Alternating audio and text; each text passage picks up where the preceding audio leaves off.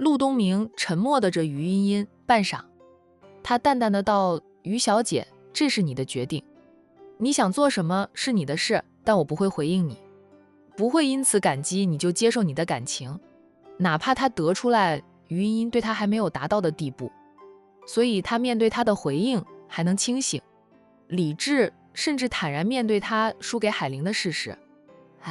但他还是把丑话说在前啊，就不管于茵茵在做什么，他都不可能接受于茵茵的。他的心呢不大，只能装得下一个人。先走进他心房的那个女人，便会被他装在他的心里一辈子。若能娶到心上人，他会觉得很幸福；娶不到，他也无法忘怀，会把对心上人的感情深埋在心底深处。于茵茵笑道：“陆四哥放心，我不会借此来要求你报答我。接受我的感情，大家都是成年人，自己做的每一个决定，需要面对承担的后果，都要面对。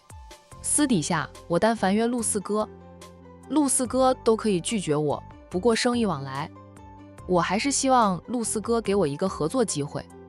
我们于氏集团虽说还没有在你们管城扎根，在我们那里也是几大集团之一的。”陆四哥与他对视，他眼神坦然，他默了默后说道：“生意上合作的事，谈得来能共赢的，我也不会拒绝与于氏合作的。”于茵茵笑道：“有这陆四哥这句话，我就放心了。”他喝完了自己的那杯咖啡后，对陆东明说道：“陆四哥，我还有事先走了啊，晚上见吧。”那晚上呢，他们都会去苏家参加苏南和沈小军的订婚宴会。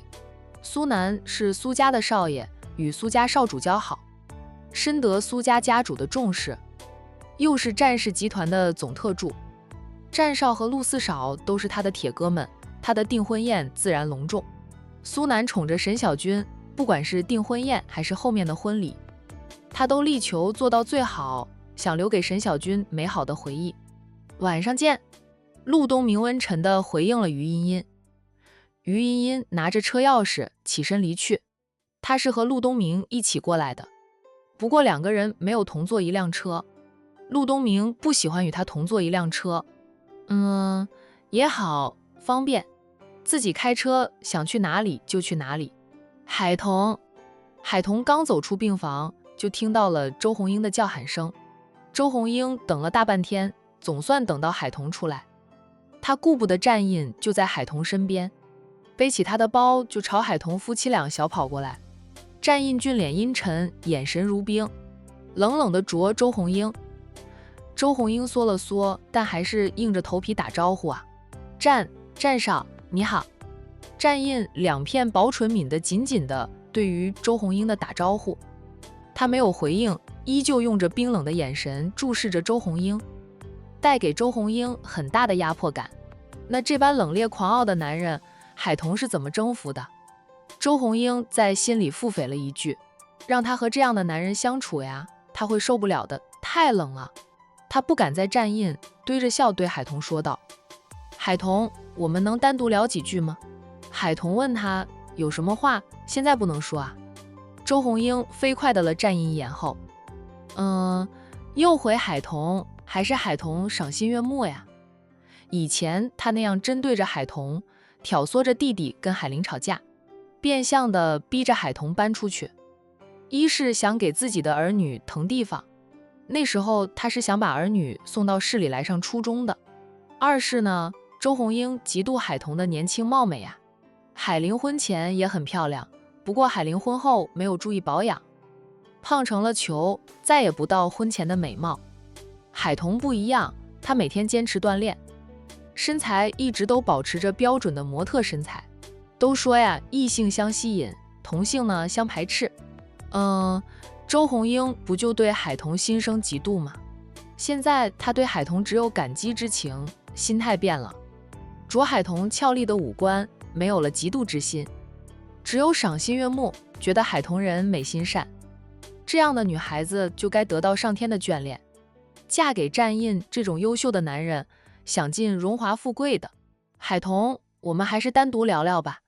海童瞥了一眼身边的丈夫，知道周红英是害怕战印，他对战印说道：“老公，你在车上等我吧。”战印温沉的道：“我在这里等你，你们去那里聊聊就行，我能到你，但听不到你们聊天内容呀。”他指着走廊的尽头，让海童和周红英去那里单独聊聊。他在病房门口能到2个人，却听不到他们的聊天内容。海童按他的意思去做，他率先走向走廊的尽头，周红英只能跟着他走。走到了最尽头，海童停下来，转身面对着周红英，淡冷地问道：“周姐想跟我聊什么？”海童：“你姐好些了吗？我们也是真的关心你姐的伤势，每天过来望你姐，是让你们觉得烦了点儿，但我们是真的担心啊。还有洋洋，要不要让我们帮你先照顾一下洋洋？你还要照顾你姐，再照顾洋洋的话，就会很累。你店里的生意你也顾及着。我现在没有工作，我小宝又上了幼儿园，很清闲，可以帮你这个忙的。洋洋也是我亲侄儿，那你有多疼洋洋，我也就有多疼他。”海童拒绝：“我们这么多人，能照顾好一个孩子，不劳周姐担心了。我姐很好，恢复的不错，再住1个星期的院就可以回家休养了。谢谢周姐的关心。”周红英提出要帮忙照顾洋洋，那是为了打开话题。她知道海家姐妹俩以后都不会把洋洋交给他们周家人带着的了，都怪叶佳妮那个毒妇，害得洋洋差点出事，害得海玲受伤，他那个弟弟也是没用的。洋洋还那么小，就不能抱着洋洋走，保护不好洋洋，还想把洋洋接回周家生活。那最让周红英生气的是，叶佳妮被警方带走后，周红林为了叶佳妮的事东奔西走，数次都想向海玲姐妹俩开口求助呢，就想让海玲谅解一下叶佳妮，那样叶佳妮能轻判。幸好父母和他统一阵线，明着暗里阻拦着弟弟跟海玲开那个口。周红英再傻都知道，周红林敢向海玲开口，让海玲原谅叶佳妮，就他们周家以后想见到洋洋都难，都不知道叶佳妮有什么好，把他弟迷得神魂颠倒的。因为叶佳妮亲儿子都差点出事了，前妻还受伤，他弟竟然还偏向着叶佳妮。那周红英现在对弟弟是满腔的不满，也愧疚。要是弟弟和海玲不离婚，那该多好呀！就是他以前做错了，现在他极力的想纠正错误，让弟弟和海玲能够复婚。周姐，你说对我说什么就说吧，不用拐弯抹角。我也不喜欢和别人说话的时候，那对方拐弯抹角，要我花心思去猜测。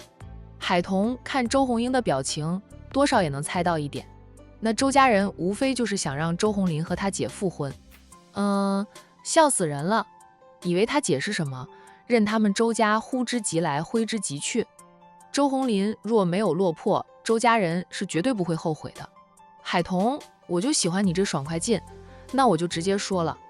哇，海童，那个陆总是不是在追求你姐了呀？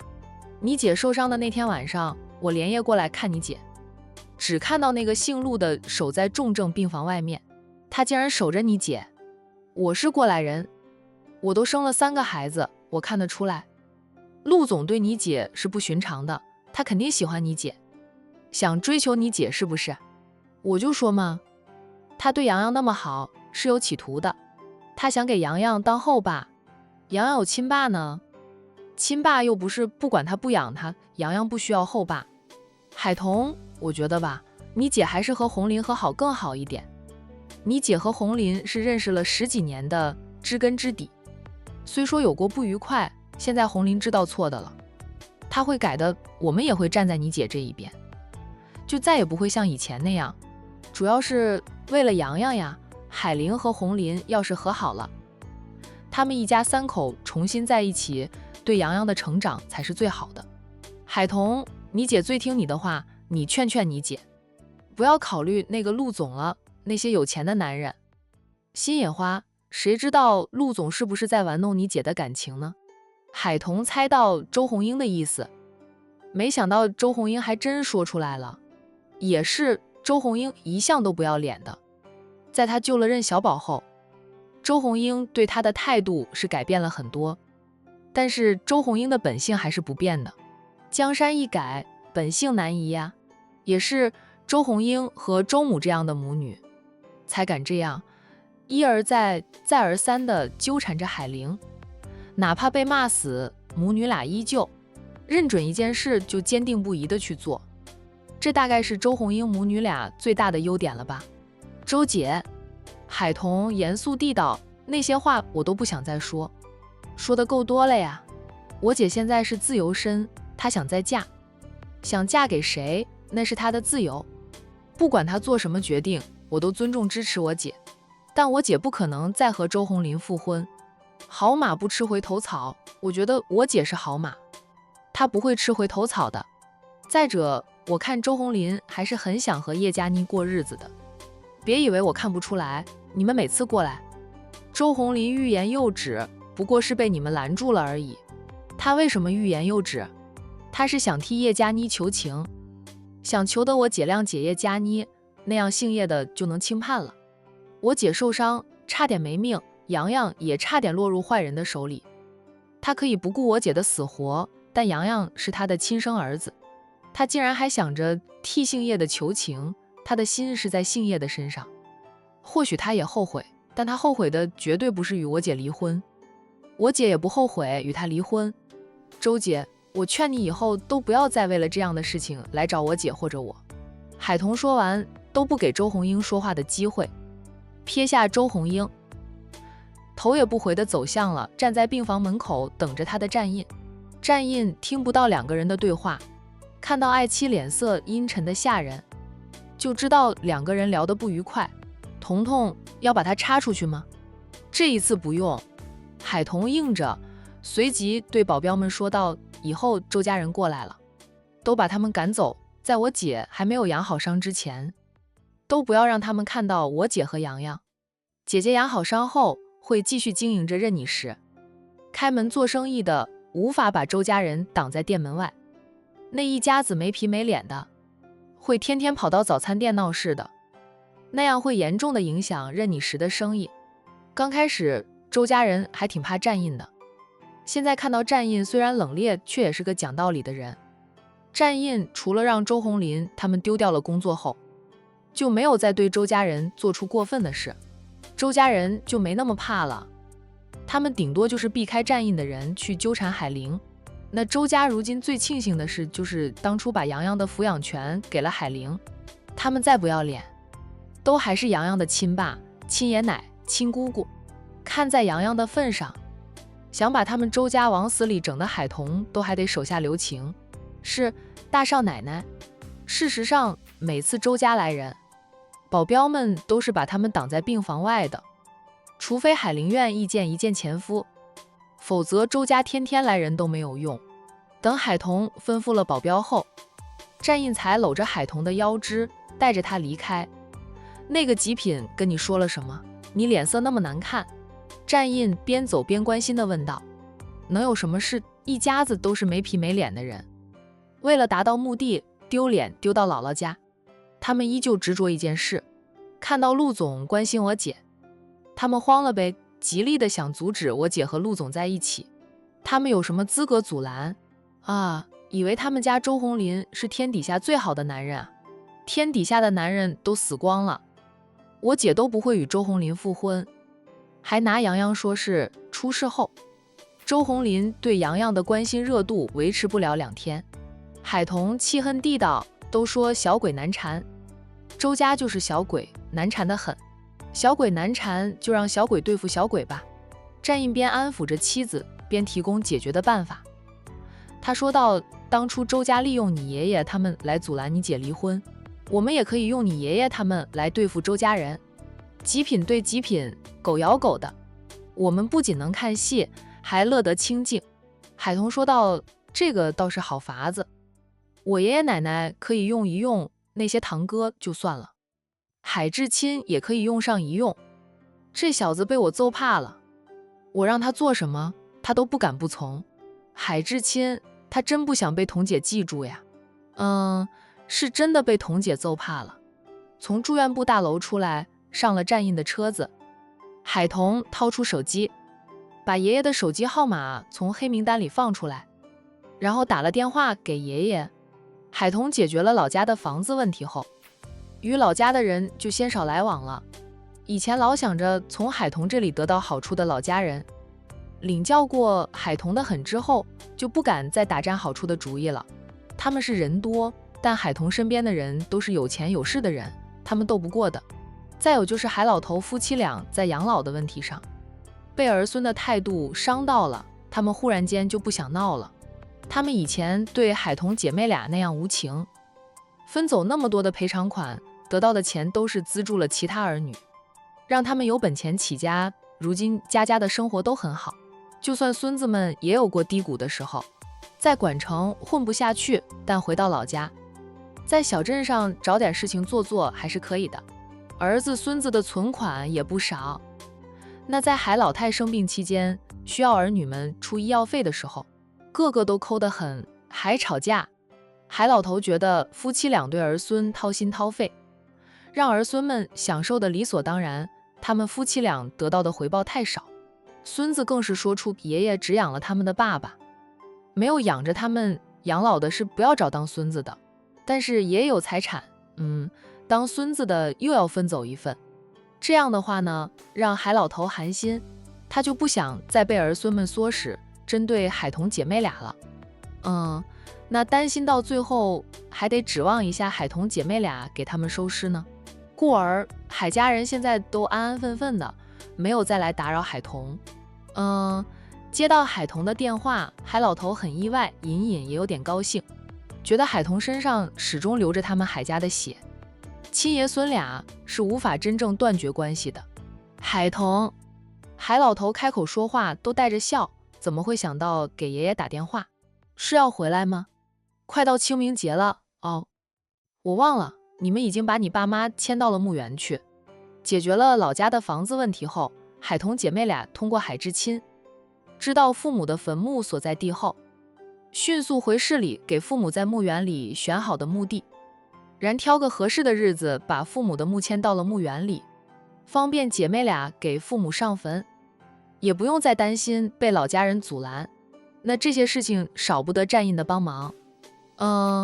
海童总觉得自己就是嫁了个超人老公，不管他遇到什么困难，只要跟站印说了，他都能帮他解决。爷爷，有件事，我想请你和奶奶帮帮忙，最好叫上至亲。海童没有在清明上坟这件事接话，那是很不愉快的回忆。如今他和姐姐还有大姨，只要想去看望一下他的父母，随时都可以，不用像以前那样想给父母上坟，都不知道父母的坟被那些极品亲戚迁到哪里去。什么事？你说，我们能帮上忙的一定会帮。海童的话让海老头很高兴，因为海童遇到困难还愿意找他们帮忙。我姐出了点意外，受了伤。什么意外？伤的怎么样？她怎么会受伤的？是不是一个星期前的事？那几天，志明和志文都常来问我，你有没有联系过我们？就我问他们想干什么，他们又不说。海老头没关注网络上的事，故而并不知道海玲受伤。那年轻一辈倒是知道，却谁都没有告诉两个老的，就村里的人也没有说，是觉得海童姐妹俩和爷爷奶奶闹得非常不愉快。若是让两个老的知道海玲受伤，说不定两老还会幸灾乐祸呢。故而一条村里的人都没有一个人告诉海老头的。是一个星期前，现在恢复的挺好的。不过他的前婆家老是纠缠着我姐，想让我姐和她前夫复婚，但我姐受伤就是她前夫的后期所为。那不管是我还是我姐，都不愿意再和周家有来往。海童说了个大概，那海老头听了后，把周家人骂了个狗血淋头。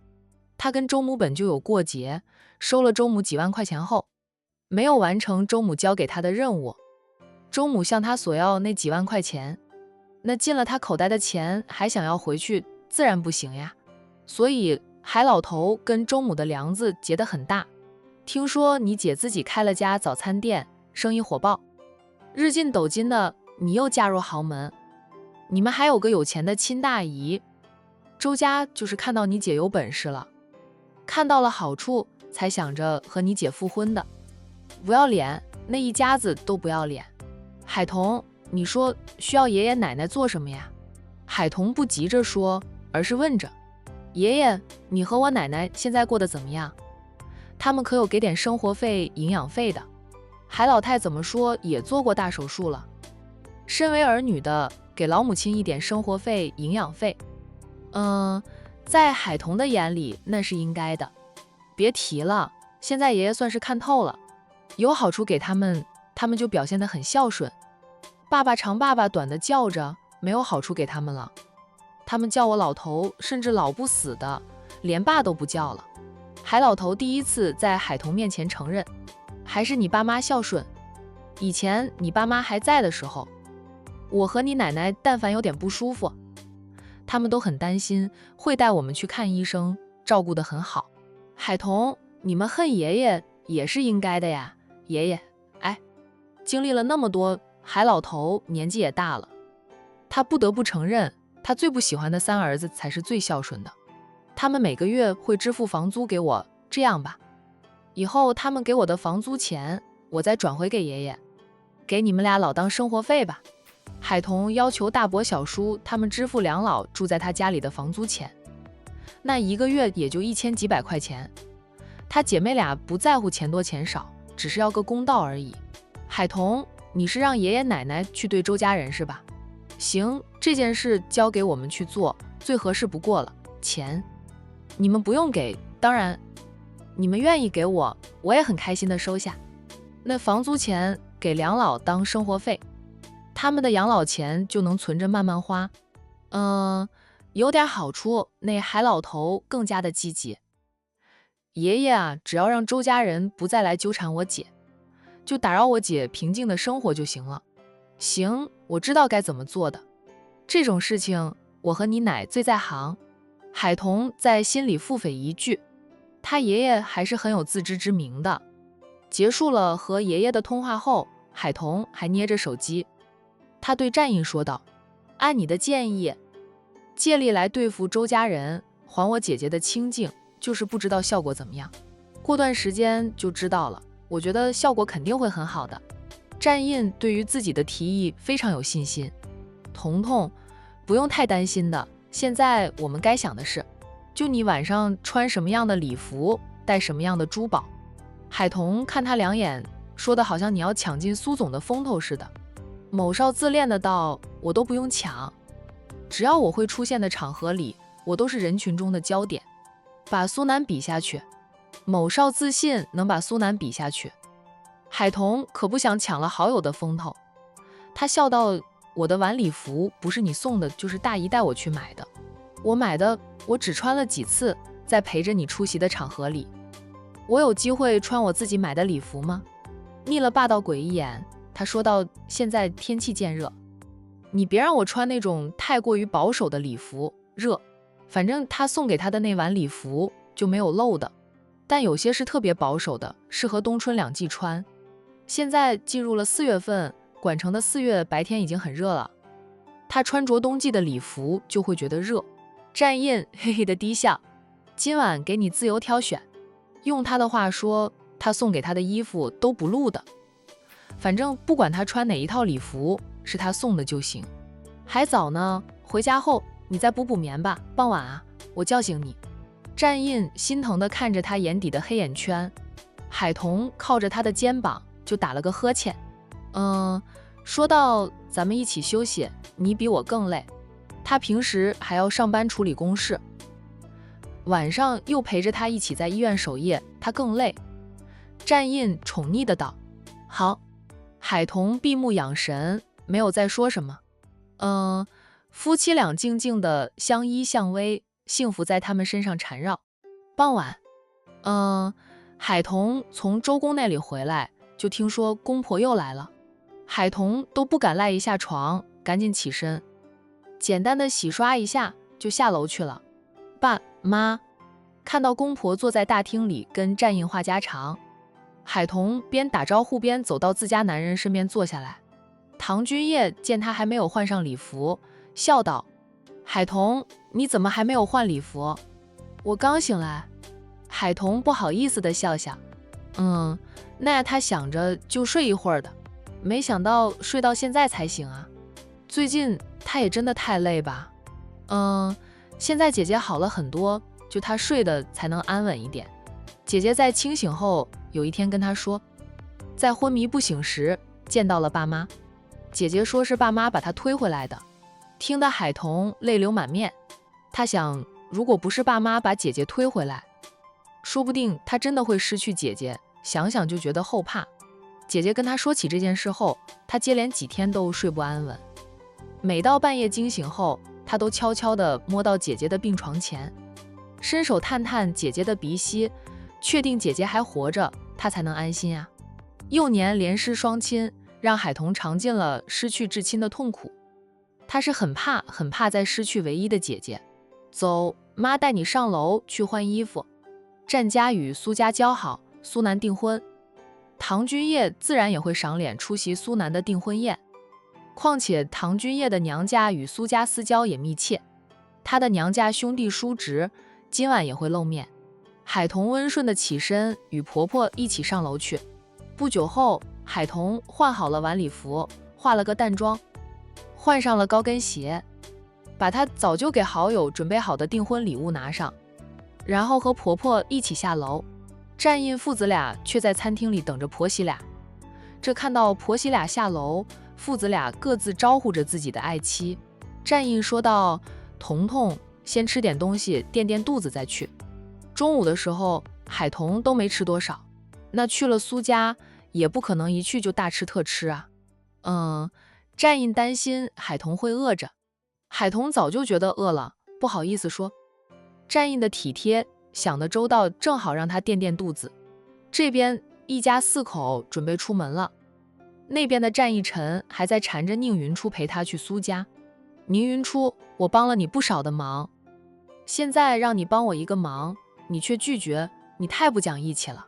战义臣像块牛皮糖似的跟在宁云初后面打转，宁云初在给盆栽花浇水。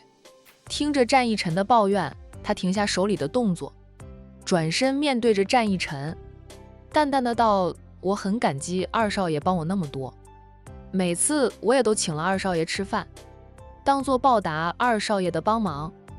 现在咱们不拖不欠的，出席宴会这种事，我不能陪着二少爷去，那是二少爷的女友或者太太该做的事。战义臣看着他说道：你大伯说了，让我对你负责任。在我的眼里，你便是我的女友了。顿了顿后，他说道：二少爷，自从我告了我大伯后，大家对我都是指指点点的，那你带着我去苏家，别人怎么看你？我被人指指点点无所谓，我不想让二少爷也被人指指点点的。你那是大义灭亲，为父伸冤报仇，有什么好指点的？你不用管你2个大姑说什么，他们和你大伯是一伙的。宁云初告了亲妈和大伯20几年前谋害他亲爸后，宁总的2个大妹妹都跑来把宁云初骂了个狗血淋头。若不是有战义臣在场，他2个大姑还能把他的春暖花开砸了，就只有他的小姑姑是站在他这一边的。不过呢，小姑姑也很担心他，他大伯是被警方调查了，90%也会被判刑，但这个判刑却是大伯和他亲妈做了其他犯法的事，而不是谋杀他亲爸的事。谋杀他亲爸的事，现在还没有证据的，他的录音未必能站得稳脚。宁总给他和太太请的律师，是管城最好的律师了。小姑姑就是担心他以后难在管城立足，就哪怕他没有做错过任何事，但他的2个大姑姑不会放过他的。2个大姑姑都是嫁在管城，婆家条件也不错。最近2个大姑姑就到处散播造谣，说他的坏话，宁云初的花店生意都受到了影响。最近来他花店里买花的人，很多都是冲着他来的，来看看他这个大义灭亲的宁大小姐长什么样，而不是来买花。二少，对不起啊。宁云初还是婉拒。战义臣从他手里拿走了花壶，再把他拉回到收银台前坐下，说道：“宁云初，你坐着，我跟你说件事。”“什么事？”战义臣见2名店员都不在，他们给客人送花了。其实是战义臣打电话让人特意订了2束花，这样才把2名店员支开。春暖花开被宁家的2位姑奶奶闹的生意是一落千丈。你一直都想知道我为什么会接近你，帮助你吧？宁云出面朝着他不说话，他是很想知道，他不说，他也问不出来，百思不得其解。在他第一次出现在他的花店时，就他敢说他们是第一次见面。年后，我奶奶给我送来了2张相片，一张相片是给我的，一张相片则是给我们家老三的。给我的那张相片是你的相片啊？宁云出错愕，战老太太什么时候有她的相片？还把她的相片给了战义臣，那是什么意思啊？宁云出费力地回想过去，还是想不起来他什么时候见过战老夫人。他只是宁家的小透明，战老太太却是战家的老佛爷，不仅在战家地位最高，在管城也是深得众人喜欢的，是个非常受欢迎的老太太。宁云初与老太太本是八竿子都打不着关系的人，战义臣就说了那句话，然后不往下说了。宁云初等了片刻，忍不住问道：“二少，老夫人哪来我的相片？把我的相片给了你，是什么意思？”他说一句留一句，把他的好奇心吊得半天高。就这个男人对他是很好，有时候却很恶劣。你猜猜？我猜不出来。宁云初老实地道，还望二少解疑。战义臣伸手又摘下了他戴着的黑色墨镜，说你的脸本来就不大，还戴那么大的墨镜，都要把你的脸都遮住了，摘下了墨镜多好看呀。云初，以后叫我一晨吧。宁云初摸索着，想从他手里拿回自己的墨镜，他习惯了戴着墨镜。战义臣却避开了他的手，轻轻地把墨镜放到了收银台的最角落里，就让他怎么摸都摸不到。他还摊开了他的双手，他摸索的时候摸到了他的手。宁云初一摸到他的手，就赶紧缩回了手。云初，你摸着我的时候，我感觉酥酥痒痒的呀。战二少爷，我那是不小心摸到你的手啦。他说话越来越带着几分的暧昧。宁云初不笨，他只是不想面对。奶奶说，相片中人女孩子就是他老人家给我挑选的妻子人选，限我在1年之内把相片中的女孩子娶为妻，否则他老人家就把我这个孙子赶出家门。怎么会是这样的答案？这战老夫人怎么可能相中他给战义臣当妻子呀？他可是个瞎子。现在4月份了呀，我还有几个月的时间，好好的追求你，然后咱们按部就班，相恋、订婚、结婚、收工。不是我不用担心被奶奶赶出家门了，也不是，是一时间不知道该怎么说，总觉得自己说的话会让宁云初觉得他是为了完成任务似的。战义臣承认自己就是为了完成任务来接近宁云初的，不过在相处的过程中，他觉得宁云初还不错，被他坑的时候总是一副很气却拿他没办法的样子。在宁太太被抓，宁总被调查后，宁家在外面的生意，宁云初竟然能通过打电话安排妥当。战义臣要不是亲耳听到他打电话，他都不敢相信这个盲姑娘早就默默地做好准备的了。也是那一刻，战义臣才发觉自己对这个盲姑娘并没有真正的了解，就他想好好的深入的了解她。云初，从我第一次来找你的时候，我已经把你当成我的太太来看待了。你吃惊也好，觉得不可思议也罢，我奶奶做的事本来就让人觉得不可思议的。总之，我已经把你当成妻子来看待，我会对你展开追求，等你爱上我了，我们再订婚，然后办婚礼，还有8个月的时间才过年。我想时间上还是来得及的，要是可以，他还想在1年之内让他连娃都揣上，那他就人生完满了。后面那句话，战义臣不敢说出口，怕被宁云初轰出去。这丫头真发脾气的时候，也是很烈性的。宁云初怎么都想不到，就是战一晨突然出现在他的生命里头。是老太太的意思，更想不到啊，老太太竟然让战一晨追求她，娶她为妻。晚礼服我带来了，放在我的车上，我去拿进来给你在店里换上吧。战一晨说着起身就走。宁云初还没有回神，他已经走出了花店。很快，一套晚礼服放在了宁云初的面前。战一晨眼神灼灼的就看着他，说道：上次在孔家的宴会上，我看到你穿晚礼服的样子，真的美若天仙。不过那晚你不是为了我换上的晚礼服，今晚我希望你能为我换上晚礼服，陪我去苏家参加苏南的订婚宴。虽说是订婚宴，也很隆重的，除了我们管城的那些大佬们会携太太们出席，连其他城市的大佬们也会过来。宁氏的生意大多在外市，你以后接管了宁氏，总要交际的呀。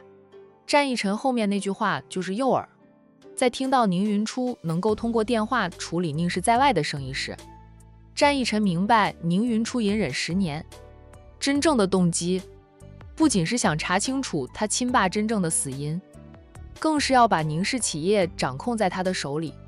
他不知道这丫头是什么时候开始伸手入宁氏企业的，她一个看不见的卖花姑娘，又是如何让宁氏企业的人信任她、服从她？她身上太多秘密以及故事了。她还以为奶奶的眼光有问题呢，不是奶奶的眼光有问题，是她过于潜伏，没有深入了解宁云初。你跟我大嫂还是好朋友啊？沈小姐是我大嫂的好闺蜜，你和沈小姐也有过交集，难道你不想为沈小姐送上祝福？宁云初沉默良久，最终她伸出手，摸到了放在她面前的那套晚礼服，